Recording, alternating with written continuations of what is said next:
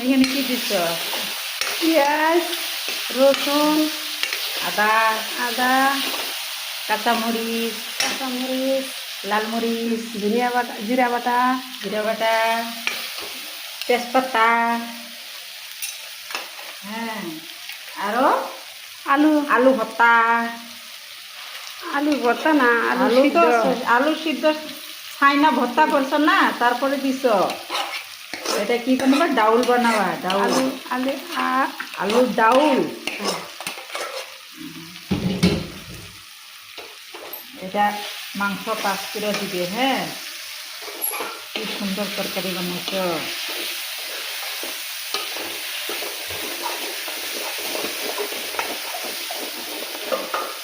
এটা দেখবেন কি হবো? আলুর ডাল। আলুর ডাল হবো,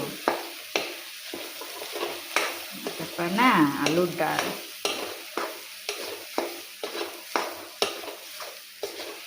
এখন সমস্যা হলে, হ্যাঁ চাটনি হলো, সমস্যা দিয়ে খাওয়া যেত, কি সুন্দর।